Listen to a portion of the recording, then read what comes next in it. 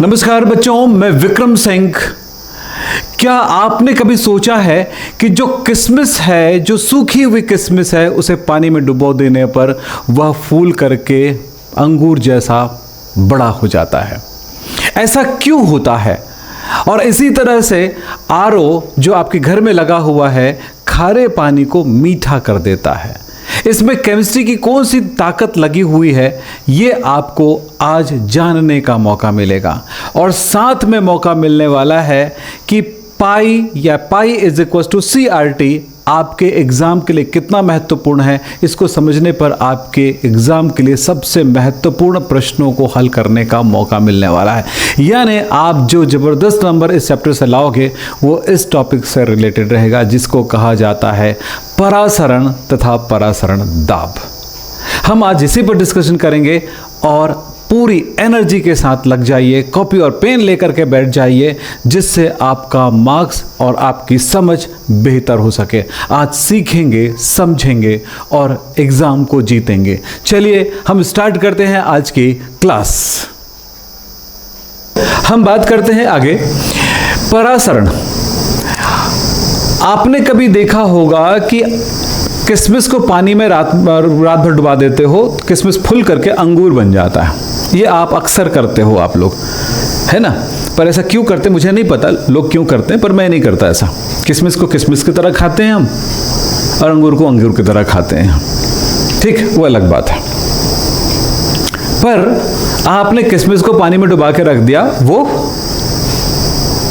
फूल जाता है। फूलने का मतलब क्या हुआ? किशमिश के अंदर पानी घुस गया। चलो इस बारे में हम थोड़ा सोचेंगे ऐसा क्या होता है। दूसरा सोचते हैं कि अंगूर को अगर शक्कर के गाढ़े विलयन में डुबा दो, यानी चाशनी में डुबा दो, तो क्या होगा? या नमक के गाढ़े विलयन में डुबा दो तो क्या होगा? आपने कई बार देखे होंगे कि खाने पीने की चीज़ों को नमक में डाल के रखते हैं, है ना? जैसे अचारी बनाते हैं तो मेनली तो उसमें नमक ज़्यादा है इसलिए बचा है। वो क्या हुआ है? कई बार आम का अचार बनाया जाता है तो क्या करते हैं कि पहले थोड़ा सा उसको कटिंग करने के बाद नमक में डुबा के रख देते हैं काफ़ी देर तक। काफ़ी पानी बाहर आ जाता है, पानी को फेंक देते हैं। फिर उसके बाद फिर नमक थोड़ा सा और जैसे अपने हिसाब से नमक मिला करके फिर उसमें जो मिर्ची नमक मसाले वो डाल देते हैं, बन जाता है अचार। यही होता है। यहाँ पर पहले कदम में हमने नमक मिला करके छोड़ा, हुआ पानी बाहर आया। पानी कहाँ से आया? वातावरण से कि आम से? आम के टुकड़े से ही आया। ये दो एग्जाम्पल आपने सिंपल आपने देखा, ऐसे कई हजारों एग्जाम्पल है हमारे पास। ये कौन सा एग्जाम्पल है? ये है ऑस्मोसिस का। कैसे और क्यों? चलिए मैं अंगूर की बात करता हूं। अंगूर, ये अंगूर है, आपने चाशनी में डुबाया, गाढ़ी चाशनी है, और इसके अंदर तो ये जो बना हुआ छिलका है ना, कुदरत में जितने भी मेम्ब्रेन्स हैं, जितने भी झिल्लियां हैं, उनमें बारीक छिद्र होते हैं। पॉलीथीन की तरह एकदम पैक नहीं होता है वो। हमारे शरीर में ये जो चमड़ी है उसमें छेद है, विश्वास नहीं है? ये आप जानते हो कि ये भी सांस लेता है, बहुत बारीक। मेंढक का चमड़ी तो लेता ही है, हमारी चमड़ी उतनी नहीं लेती है, तो हम नहीं जिंदा रह सकते, इसके भरोसे नहीं रह सकते। ये पसीना तो निकालता है, तो देखे होंगे जब तेल लगाते हो, क्रीम लगाते हो तो थोड़ी गीली रहती है, फिर वो सोख लेता है। उसी तेल या क्रीम को पॉलीथीन के ऊपर लगा दो, टाइल्स के ऊपर लगा दो, या ग्लिसरीन को लगा दो, आप देखो वो उस जगह पे गीलापन दिन भर रहेगा। क्या देखे आपने? उसने तो नहीं सूखा। अब ये हमारे दिमाग में ये बैठ गया है कि हवा में सूख जाता है, तेल नहीं सूखता है। ग्लिसरीन तो बिल्कुल नहीं सूखता, वो तो और गीला करेगा। लेकिन आपकी बॉडी में आने बाद आपका बॉडी क्यों सूख जा रहा है? क्योंकि ये सोख लेता है, ये खा लेता है उसको। तो इसलिए बोलते हैं कि अपनी त्वचा को पोषण दो, कहते हैं कि नहीं कहते हैं? इसीलिए इसके ऊपर उतना ही क्रीम लगाओ जितनी ज़रूरत है। क्रीम के ऊपर इतना क्रीम बोत लोगे कि ये सफोकेशन में आ जाएगा। लगाना चाहिए, लेकिन कब और कितनी मात्रा में। तो ये सफोकेट होने लगता है, घुटन में आ जाती हैं, फिर वो स्किन खराब होने लग जाता है। आपने कई बार कई हीरोइनों का स्पेशल फोटो देखे होंगे तो आपको विश्वास हो गया होगा कि वो लोग इतनी मेकअप के बाद उनकी हालत खराब रहती है। क्लियर है? तो यहाँ ये जो झिल्ली है, जो उसका छिलका है, एक झिल्ली है, और ऐसा झिल्ली जिसमें बारीक पोर्स होते हैं, बारीक क्या होते हैं, छिद्र होते हैं, छिद्रिकाएं होती हैं। ये पोर्स इस साइज का होता है कि इसमें पानी की छोटी छोटी अणुएं होती हैं, वो तो पार कर जाती हैं, लेकिन विलेय के बड़ी अणुएं, अगर नमक है या फिर उसकी जगह पे हमारे पास शक्कर है, तो शक्कर के मॉलिक्यूल्स कितना बड़ा होगा, C12H22O11 कितना बड़ा होगा, पानी H2O। तो फर्क समझ सकते हो साइज का? तो वो नहीं पार कर सकता, पानी पार कर जाती। तो हमारे शरीर में ये प्रक्रियाएं चल रही हैं रेगुलरली। ये ऑस्मोसिस बहुत काम करता है, और ऑस्मोसिस एक ऐसी क्रिया है जिसके लिए एनर्जी देने की जरूरत नहीं है, वो खुद ब खुद करेगा। अब यहां पर हमने कहा तो ये है डाइल्यूट और ये है कॉन्सेंट्रेट। डाइल्यूट कॉन्सेंट्रेट, आप एक काम करें, अंदर आके थोड़ी देर बैठिए, है ना, फिर मैं बात करूंगा। वो चेयर दे दो, बैठा बैठेंगे। तो आपने देखा ये एक डाइल्यूट, ठीक से बंद करो बेटा दरवाजा, धक्का लगा दो जोर से, धक्का लगा दो, धक्का, ठीक। चेयर दे दो बेटा, खींच लो उधर। तो ये डाइल्यूट है, ये कॉन्सेंट्रेट है। इधर बैठ जाओ, आप भी देख लेना, देखने में क्या जाता है, समझ रहे हैं? अब डाइल्यूट का मतलब जानते हो, जिसमें पानी ज्यादा सॉल्यूट कम, है ना। और कॉन्सेंट्रेट का मतलब है विलेय ज्यादा, है ना, सॉल्यूट ज्यादा और विलायक कम। ये पानी ज्यादा, इसमें पानी, इसमें क्या ज्यादा है, पानी कम, इसमें पानी ज्यादा। कौन सा डाइल्यूट है? तो डाइल्यूट है तो अब पानी, देखिए अब क्या होगा, इस कंडीशन में बात करते हैं। डाइल्यूट से, चूंकि यहां पर पानी बहुत ज्यादा है ना, तो ये इस पोर्स से बाहर आएगा। यस, ये बाहर आने की जो प्रोसेस है ना, इसी प्रोसेस को हम कहते हैं ऑस्मोसिस, परासरण। क्या हुआ, हम कुछ दूसरे तरह से डेफिनेशन कर सकते हैं, सिंपल एक डेफिनेशन दे सकते हैं। एक इस फिगर को देखिए, ये मैंने दो पार्ट में, एक मेरे पास कोई वेसल है, कोई पात्र है, चलिए मान लेते हैं मेरे पास यही है, इसको, इसके बीचों बीच मैंने एक पर्दा लगा दिया, टाइटली बंद है ना, साइड से लीक नहीं करेगा, बीचों बीच लगा दिया इसमें। अब इसमें क्या हुआ, मैंने एक साइड में सॉल्वेंट घोला, विलायक घोला, पानी रख दिया, पानी पानी, और दूसरी तरफ सॉल्यूशन रख दिया, सॉल्यूशन AB। यस, यहां पर होगा क्या, ये क्या चीज है, इसको कहते हैं, ये जो मेम्ब्रेन है, ये जो झिल्ली है, इस मेम्ब्रेन को कहा जाता है सेमी परमिएबल मेम्ब्रेन। ठीक है, सेमी परमेबल मेम्ब्रेन मतलब क्या हुआ, ऐसा मेम्ब्रेन, ऐसी झिल्ली जो परमेबल है, जिससे पदार्थ पार हो सकते हैं, लेकिन सभी नहीं, सेमी, हाफ। हिंदी में क्या बोले, अर्ध पारगम्य झिल्ली।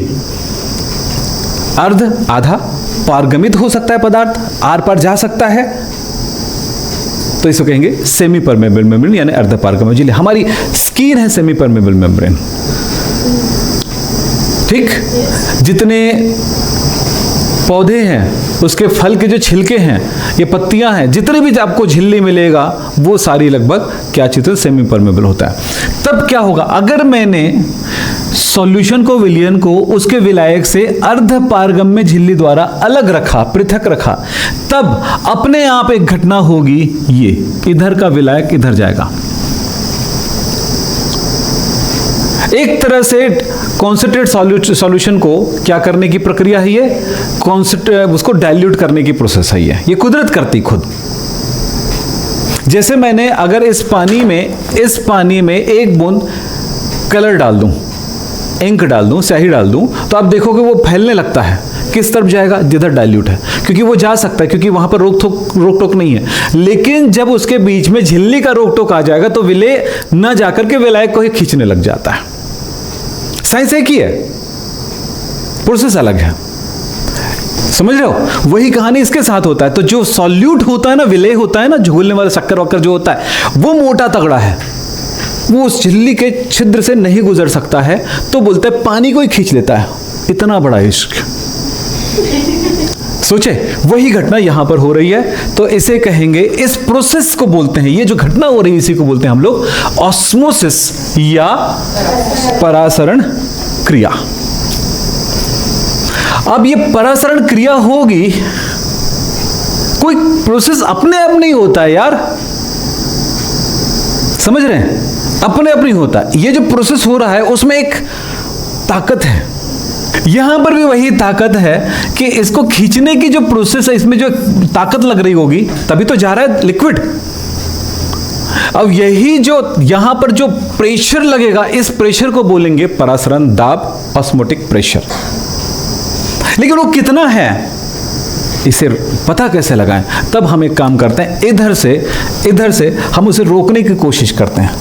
कितना है भाई, कितना दाब लगा रहे हैं? तो लगा 1 किलो रख, 2 किलो रख, 3 किलो रख, हाँ 3 किलो रुक गया, यस ठीक है, ज्यादा और नहीं लगेगा। क्लियर? तो ऑस्मोटिक प्रेशर क्या है? ये जो परासरण की क्रिया हो रही है, उस क्रिया को रोकने के लिए जितनी प्रेशर लगेगा उसे हम परासरण दाब कहेंगे, या परासरण की क्रिया जिस दाब पर लग रहा है उस दाब को ही हम परासरण कहेंगे, दाब कहेंगे। तो ये परिभाषा हुआ, ये डेफिनेशन हुआ। तो यहां पर हमने उसके लिए डेफिनेशन लिखा है यहां पर, ओके। परासरण की क्रिया को रोकने के लिए उसके विपरीत दिशा में लगाए गए दाब को हम परासरण दाब कहते हैं। बहुत सारी परिभाषाएं परासरण की, ऑस्मोटिक प्रेशर के, ठीक। जो आपको चूज करना है कर लेना अपने हिसाब से। मैंने समझाने के तरीके से मैं ये भी कह सकता हूं कि एक फोर्स है जो परासरण की क्रिया को करती है, उसको रोकने की। मैं बता दूं 8 से 10 डेफिनेशन आपकी बुक में मिल जाएंगे।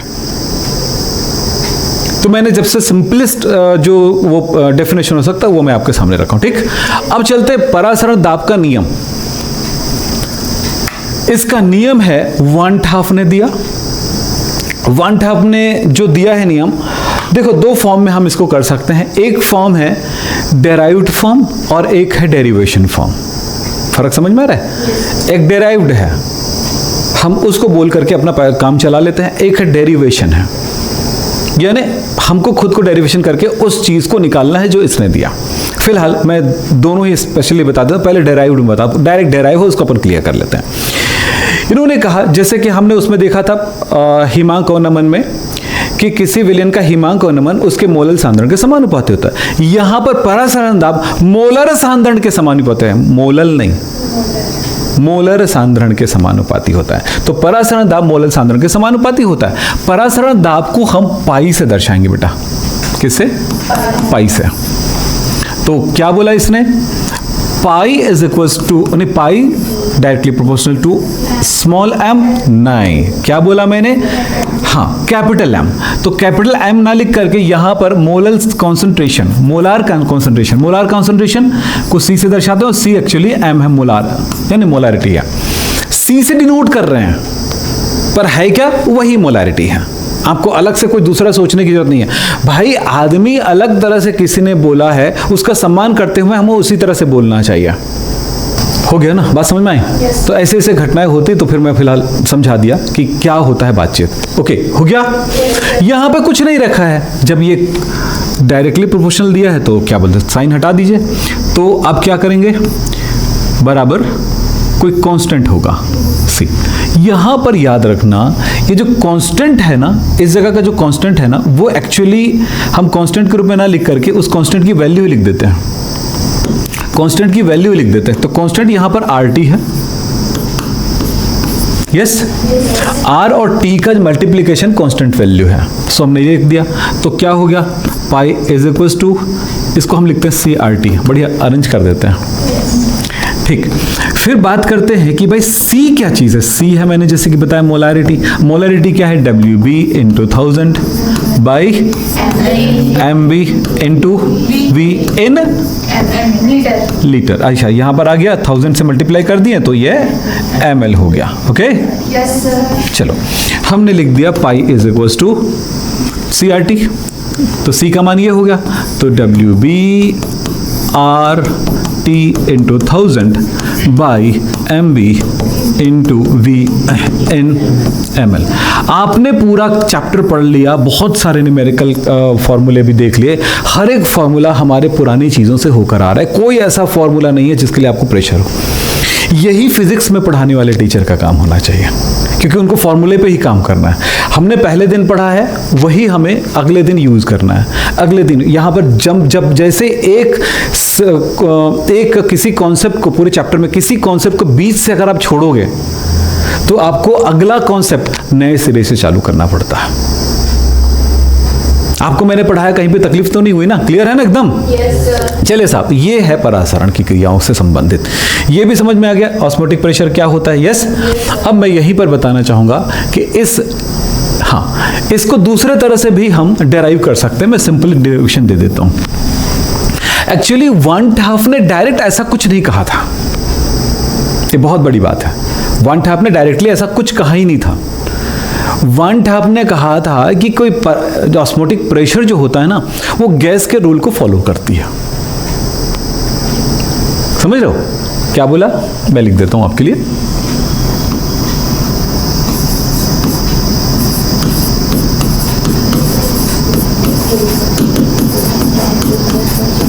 वन हाफ के अनुसार कोई तनु विलयन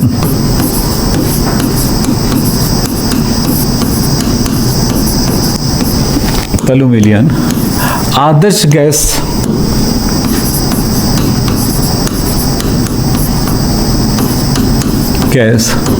समीकरण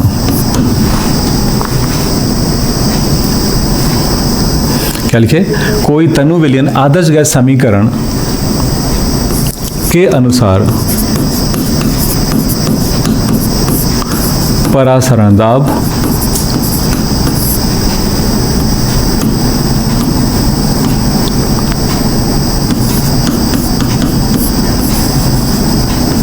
का क्या लिखे? तनु विलयन, कोई तनु विलयन आदर्श गैस समीकरण के अनुसार परासरण नियम यानी सर परासरण दाब। अरे यार, मैं क्या लिख दिया? थोड़ा अच्छा परिभाषा लिख दूं, मज़ा नहीं आ रहा है। हाँ ठीक है, लिखूं ठीक से। वन हाफ के अनुसार तनु विलयन के परासरण दाब का निर्धारण, ये अच्छा शब्द, अच्छा हुआ, निर्धारण आदर्श गैस समीकरण से किया जा सकता है।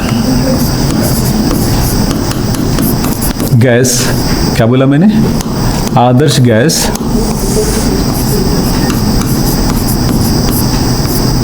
समीकरण से किया जा सकता है।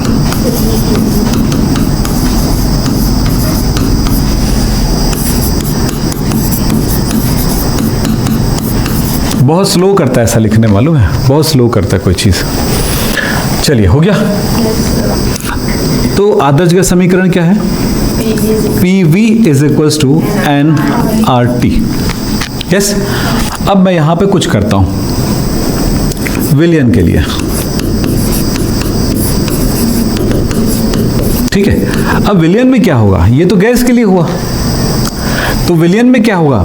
दाब तो नहीं होगा भाई, कोई लिक्विड पे दाब नहीं, प्रेशर नहीं होता। लिक्विड पर क्या होता है? वेपर प्रेशर हो सकता है। लिक्विड पर वेपर प्रेशर हो सकता है, लिक्विड का वेपर प्रेशर हो सकता है, लिक्विड का ऑस्मोटिक प्रेशर हो सकता है, लेकिन गैस का प्रेशर होता है। यस, तो यहां पर कौन सा होगा? ऑस्मोटिक प्रेशर, परासरण दाब into V is equals to, उनमें एन जो होगा सॉल्यूट का मोल होगा, यानी कि विलेय की मोलों की संख्या NB RT। तब हमारे पास क्या हुआ, जरा देखिए तो ध्यान से। अगर मैं पाई इज इक्वल टू लिख दूं n B by V is into R T, तो आपको साफ नजर आ रहा है एन बी बाई वी जो होता है सी या एम होता है। यस, तो हम मिल गया ना, pi is equal to C R T मिला। अब ये दोनों जो है, ये दोनों स्थिरांक है, एक निश्चित तापमान होगा तो निश्चित या स्थिर ताप पर, अगर स्थिर ताप पर होगा तो T एक कांस्टेंट हो गया, स्थिर हो गया, और R भी एक कांस्टेंट है, तो दोनों कांस्टेंट तो कांस्टेंट वो तो चेंज नहीं हो रहा है। जब कोई चेंज नहीं हो रहा है तो इक्वल के साइन लगा करके हम उसको क्या कर सकते हैं, तो ये C K हो गया, कांस्टेंट हो गया, R into T is equal to K हो गया, कांस्टेंट हो गया। तब हमारे पास ये हो गया पाई, ये दोनों कांस्टेंट के साथ मिलकर समानुपाती सी मिल गया।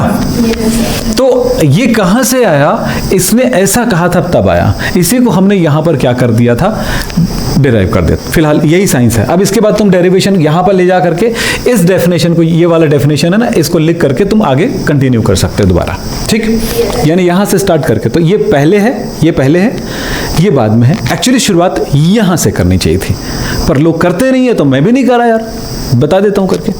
अब बेटा परासरण दाब के आधार पर विलयन का वर्गीकरण। ऑस्मोटिक प्रेशर के आधार पर सॉल्यूशन कितने प्रकार का हो सकता है? मेरे पास दो सॉल्यूशन है, मान लेते हैं सॉल्यूशन है, कोई विलयन है, ये नमक का विलयन है या फिर ये शक्कर का, या ग्लूकोज का, ये शक्कर का है मान लेते हैं, या ये जो ये यूरिया है, ये है यूरिन, यस, अब ये शक्कर का विलयन है। मैं कहता हूं यहां पर इन दोनों विलयनों की तुलना करता हूं, ये आइसोटोनिक है, टॉनिक क्या है, नो, समपरासरी, हिंदी में बोले तो समपरासरी, ये दोनों विलयन का परासरण दाब बराबर है, ठीक, एक हुआ। दूसरा, अब देखो इसका परासरण दाब इससे अधिक है, किसका अधिक है, इसका अधिक है, सुनो मेरी बात, इसका परासरण दाब अधिक है, इसका कम है, यस, तो इसका ज्यादा है तो इसको बोलेंगे हाइपरटोनिक, और इसका कम बोला था ना, हाइपोटोनिक। अब सोचो, एक तो हुआ समपरासरी, दूसरा हुआ उच्च परासरी, और तीसरा हुआ निम्न परासरी। तो तुलनात्मक है एक्चुअली ये शब्द। मैंने कहा ये विलयन जो है इसके उच्च परासरी है, तो मतलब ये ज्यादा कॉन्सेंट्रेट है परासरण के। चलो समझ में आ गई। तो ये तीन शब्द हमारे पास आते हैं, समपरासरी, उच्च परासरी, निम्न परासरी, ठीक। जिन बच्चों को आगे बढ़ना है, बहुत अच्छे से आगे बढ़ना है, एक एक चीजों को सीखना और समझना है, वो बच्चे आते हैं मेरे कोर्स के साथ। 11th और 12th के लिए मेरे पास क्रांति बैच है, और शिक्षक भर्ती के लिए जो बच्चे एग्जाम दिला रहे हैं उन बच्चों के लिए मेरे पास कोर्स है, और साथ में जो बच्चा अच्छा कॉलेज चाहता है उनके लिए CUT एग्ज़ाम का कोर्स है। जिनके डिटेल्स के लिए आप मुझे इस नंबर पर कॉल करें, मैं आपको पूरी जानकारी दूंगा और किस कोर्स में आपको ज्वाइनिंग करना है ये बताऊंगा। तो बच्चों मेरे साथ आइए, गहराई में पढ़िए और सीखिए केमिस्ट्री क्या है। यहां पर है समपरासरी, ऐसा दो या अधिक विलयन जिसका परासरण दाब एक दूसरे के बराबर है, समपरासरी, करेक्ट। दूसरा, यहां पर दो शब्द और है, निम्न परासरी, उच्च परासरी, और दोनों की परिभाषा है। जिनका परासरण दाब कम होता है निम्न परासरी, ज्यादा होता है उच्च परासरी। क्लियर?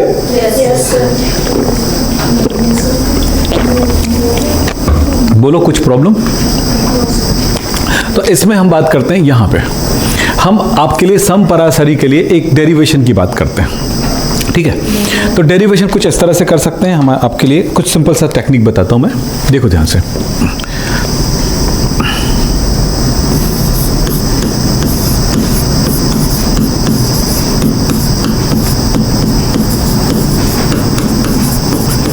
वन टॉप नियमानुसार आपको क्या मिला, pi is equal to CRT मिला, ओके।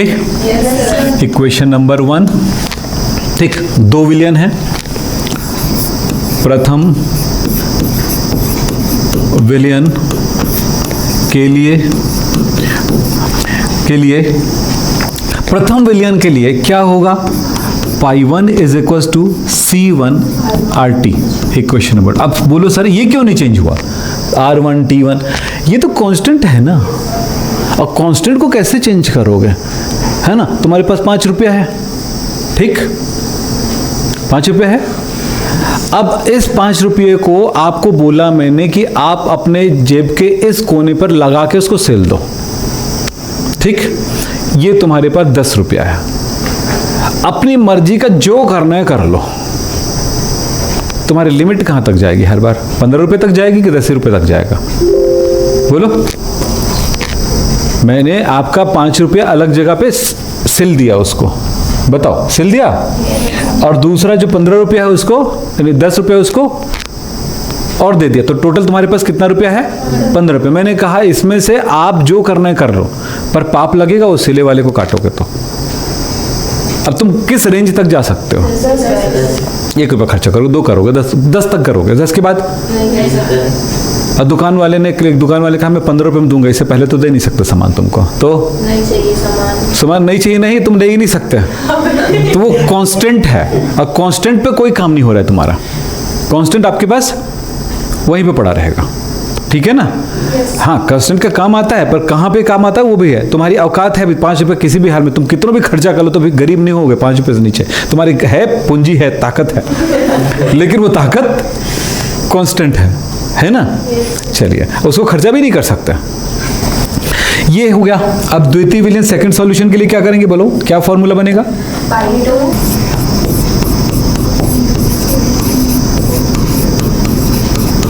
द्वितीय विलयन के लिए क्या होगा बेटा, बोलो? सेकंड विलयन π2 इज इक्वल टू C2RT, ठीक है।